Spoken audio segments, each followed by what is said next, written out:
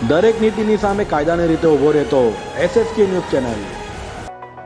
અમરોલી વિસ્તારમાં આવેલ છાપરા ભાટા ખાતે ગેરકાયદે ચાલતા ગેસ રિફિલિંગના કૌભાંડને અમરોલી પોલીસે ઝડપી પાડ્યો હતો। સુરતમાં ગેરકાયદે ગેસ રિફિલિંગનો ધીકતો ધંધો થઈ રહ્યો છે, ત્યારે સુરતની અમરોલી પોલીસે છાપરા ભાટા વિસ્તારમાં સપાટો બોલાવ્યો હતો।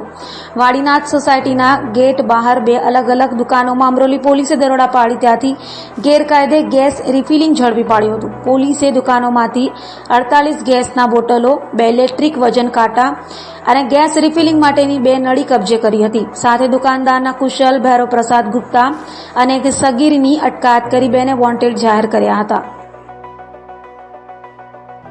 આ કામે હકીકત એવી છે કે અમરોલી પોલીસ સ્ટેશન વિસ્તારમાં આવેલ છાપરા ભાઠા રોડ ઉપર વાડીનાથ સોસાયટીના નાકા ઉપર કેટલાક ઈસમો જે ગેસની જે બોટલો હોય છે એમાં ગેરકાયદેસર રિફિલિંગ કરવાનું કામ કરે છે। જે આધારે પોલીસે ત્યાં તપાસ કરતાં આ આરોપીઓ જે છે એ આ પ્રકારની પ્રવૃત્તિ કરતા મળી આવેલા, જેથી પોલીસે ત્યાંથી નાની મોટી મળી અને 48 જેટલી ગેસની બોટલો તેમજ ગેસ રિફિલિંગ મશીન તેમજ વજન કાંટો એ રીતે અલગ અલગ જે સાધનો જે છે એ મળી આવતા કબજે કરી અને આ કામના આરોપીઓ વિરુદ્ધ ધોરણસરની ફરિયાદ દાખલ કરી હાલમાં તપાસ ચાલી રહેલ છે। દરેક નીતિની સામે કાયદાની રીતે ઊભો રહેતો SSK ન્યૂઝ ચેનલ।